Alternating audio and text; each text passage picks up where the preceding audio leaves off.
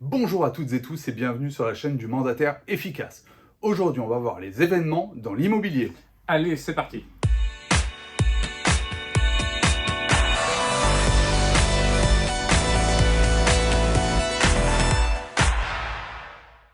Alors, les événements dans l'immobilier, de quoi on parle? Alors, on va parler, nous, bien sûr, pas des salons de l'immobilier et autres, on va parler des événements que nous pouvons créer ou auxquels on peut participer afin de pouvoir asseoir votre notoriété, avoir un meilleur contact avec des clients, des apporteurs d'affaires et autres. Parce que c'est vraiment quelque chose qu'on recherche.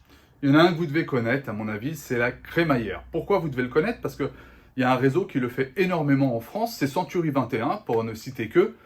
C'est très intéressant. Pourquoi? Parce qu'en fait, ils sont en train de préparer une crémaillère chez le nouvel acquéreur en invitant les voisins.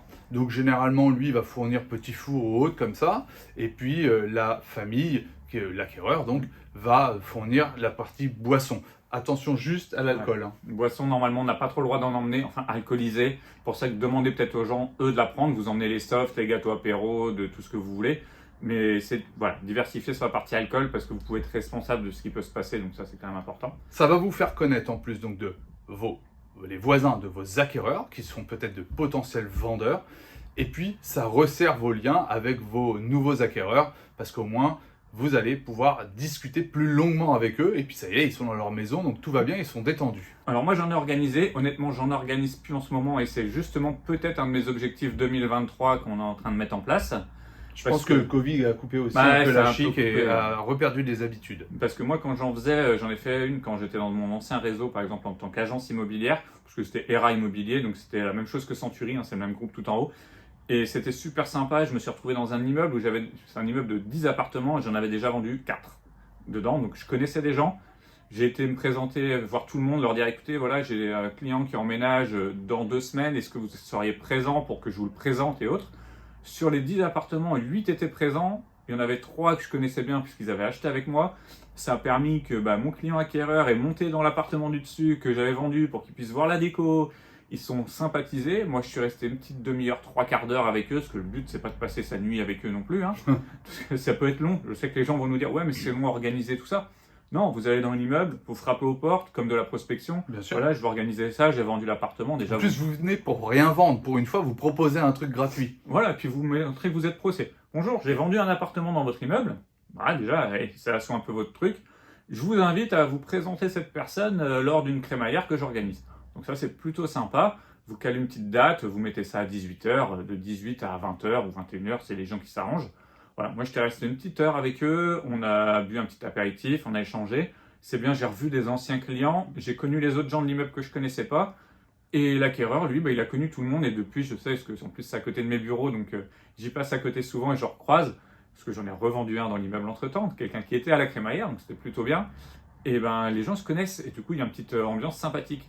Et ça marche aussi super bien dans les lotissements. Toi, tu fais plus de lotissements d'immeubles et ça marche bien, quoi. Donc vraiment, ne vous privez pas de cet événement qui est à vous d'organiser. Après, il y a deux autres choses. Ça va être soit le club business, soit l'événement informel. Alors, qu'est-ce que j'entends par là? Le club business, ça peut être le club BNI pour ne citer que. Vous pouvez y participer et les intégrer.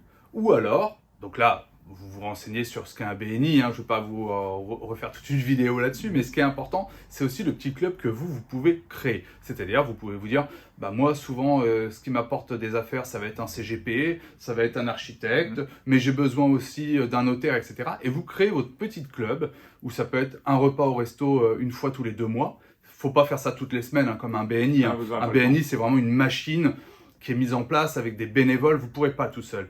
Mais par contre, c'est peut-être bien de faire ces petits clubs business, entre guillemets, où là, c'est dit dès le départ. C'est-à-dire que c'est pour faire des affaires. Mais avec des gens avec qui vous vous entendez. C'est ça. Qui peuvent peut-être devenir, enfin moi je l'ai fait et du coup il y en a, c'est devenu des amis. Et on se voit, du coup on s'appelle plus que juste pour dire hey, t'as une affaire, non, on s'appelle pour prendre des nouvelles. Mais au départ, ça commence, la base elle est figée. Ouais. Vous n'essayez pas de créer un club et de manière détournée essayer de faire du business. Non, vous le dites dès le départ. Au moins comme ça, les gens savent à quoi s'en tenir. Voilà, et puis c'est plutôt sympa en fait à faire. Moi je le faisais tous les mois, on se voyait autour d'un café, autour d'un apéro selon comment tout le monde était dispo. Il faut faire des petits groupes, hein. Nous on était 6. Voilà, ça permet que ça soit simple à s'organiser parce que 25 personnes, vous verrez jamais en fait, parce que personne ne sera libre. Et puis il ne faut pas que ça vous prenne trop de temps.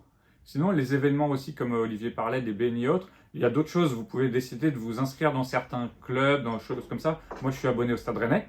Alors là, moi, j'aime le foot, donc je me suis abonné dans les parties prestataires en loge, et ça me permet de rencontrer du monde. Et le Stade Rennais organise plein d'événements. Voilà, j'ai participé à un tournoi de padel, on participe à des rencontres Mercedes, des choses comme ça, où là, on croise plein de professionnels de plein de métiers, et on peut échanger et faire du business comme ça aussi. Donc il y a plein d'autres manières qui peuvent se faire, mais essayez d'être dans ces événements-là. Bien sûr, il y a aussi des événements sans être dans les clubs de foot. Moi, je sais que la commune à côté de chez moi a un port et ils organisent souvent plein de choses autour du port. Et en fait, dans ces événements, ils font venir surtout des entrepreneurs. Pourquoi? Parce que ça nous permet de nous rencontrer, de faire des affaires ensemble et ça fait évoluer les entreprises du bassin de la Comcom. Donc c'est toujours très important d'y participer parce que si vous n'y êtes pas, vos concurrents vont y être.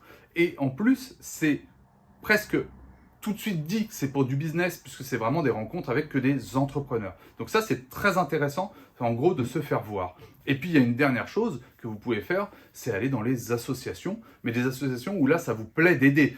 Faut pas aller dans des associations pour faire du business. Là, c'est vraiment pour rencontrer des gens et donner un coup de main. C'est pas juste pour faire un petit sponsoring autour du stade et après ne jamais être vu. C'est pour aider à la buvette quand on a la tête de Sébastien. Exactement. Ou alors, quand on est quelqu'un de très bien comme moi, pour aider dans les gradins. Au ménage.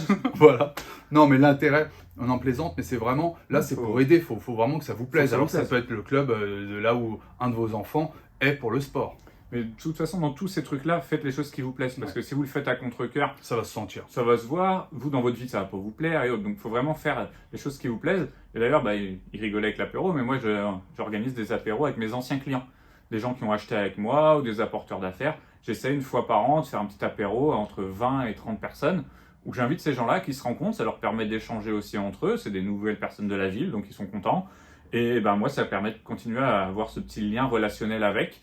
Et du coup, ça, c'est des trucs assez simples à faire, sympa, ça coûte pas très cher. Et ça vous permet de continuer à garder les apporteurs d'affaires et du coup d'avoir toujours du nouveau business parce que c'est quand même le but. Je vous donne une dernière petite astuce parce que ça fonctionne bien. Je l'ai vu à plusieurs reprises. C'était des concurrents qui faisaient ça, mais alors sur un autre secteur, mais peu importe. En fait, eux, ce qu'ils faisaient, c'est des journées nettoyage. C'est-à-dire qu'en fait, ils se mettent avec une association qui va livrer les sacs poubelles, etc. Et ils vont nettoyer. Et en fait, il invite ses clients. Et généralement, les gens ont envie que leur ville soit propre ou leur commune soit propre. Et donc, ils sont là à ce moment-là. Et ça les permet de se voir dans un autre contexte. Ça fonctionne aussi, donc pourquoi pas le faire? Ouais, il y a tous les nettoyages de forêt, tous ces trucs-là qui peuvent être faits. Action écolo en même temps. Donc, c'est toujours bien en même temps d'aider aider tout le monde, les citoyens, la planète. Et si en plus, ça aide le business derrière, par le fait de la petite notoriété que vous pouvez vous créer, c'est toujours intéressant. En tout cas, si vous avez aimé cette vidéo, n'hésitez pas à lâcher un petit pouce bleu. Nous, on vous dit à dimanche prochain, 17 h pour une nouvelle vidéo. Afin de travailler efficacement et de vivre sereinement. Excellente fin de dimanche. Bonne soirée.